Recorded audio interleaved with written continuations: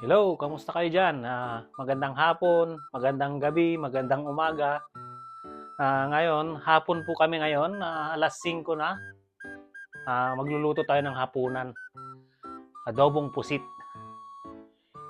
Yan po ang ating pusit, bawang, luya, sibuyas, paminta, tapos may suka, toyo, pampalasa, magic para may sarap. Tapos lagyan din natin ng panggisang mantika. Ayan, magluluto na tayo. Umpisan na natin. Okay? Saksak. O yan, papainitin na natin ang ating electric kawali. Ayan. Mas madaling magluto kasi pag electric kawali. Kung wala, okay naman kalan. Sa kalan magluto. Tapos, lagyan natin mantika. Konti lang para masarap. Tapos, takpan natin yan para hindi siya matapon. Tapos, lagyan natin ng bawang.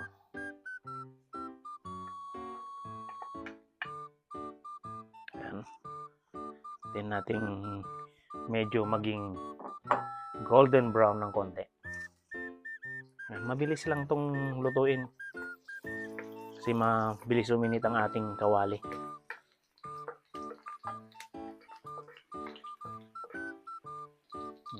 Lutuin naman natin konti.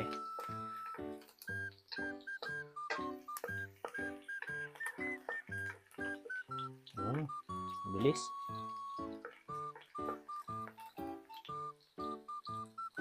Tapos, sunod natin yung sibuyas. Ayan, sibuyas. Halo-halo, halo-halo. Konting halo.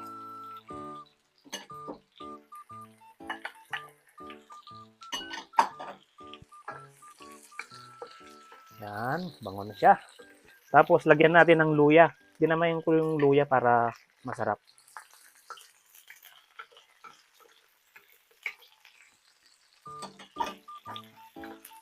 Tuloy-tuloy lang yan yung panghalo natin kasi pang na masusunog yung ating mga ingredients.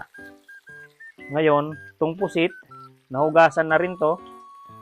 Hindi ko na tinanggal yung parang plastic niya sa likod. Yan. Dami. Haluin lang natin para lumalo yung ating ingredients.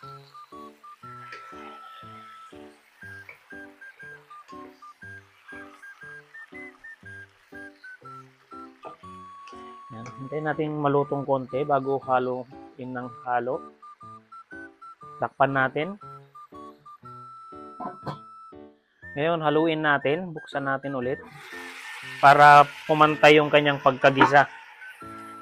Kasi pag nagigisa tayo, konting halo para mahalong mabuti yung panimpla at maluto yung iba. Yan. Takpan natin ulit. Ngayon, titimplahan na natin siya ng toyo. Yan. Pwede na siya. Nagisa na siya. Lagyan natin ng toyo. Toyo. Yun. Toyo. Lagay natin yung paminta.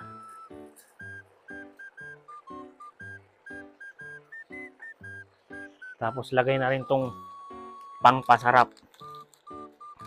Magic sarap. Depende po sa inyo kung gusto nyong lagyan ng magic sarap o hindi. Kung anong gusto nyong pampalasa, yun ang ilagay nyo. Pero sa akin, ito yung mayroon sa amin. Yan ang gagamitin ko. Tapos haluin natin para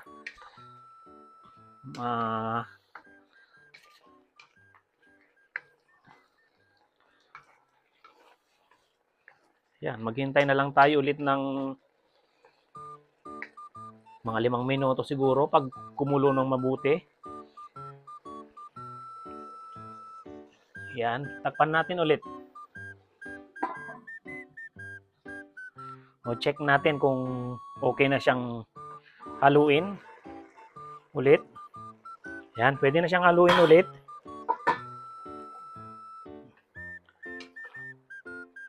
Ngayon, lalagyan ko na siya ng suka. Ito na yung pang pinaling ingredients.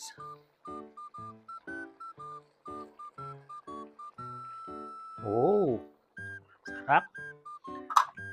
Yan. Hintayin natin kumulo ulit. Okay, yan. Muntik na natin nakalimutan tong ating isang ingredients. Buti na alala. Ito, lagyan natin ng siling haba, pang sigang.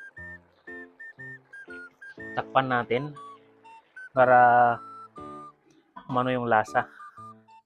Ayan, pwede na tayong magsandok. Pwede na tayong kumain. Okay. Masarap to. Ito yung hapunan namin ngayon. Yan. Dami oh. Sarap. Lalaki.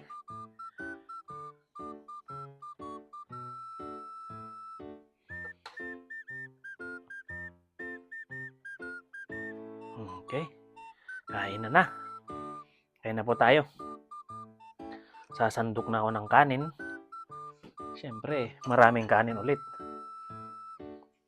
Alright.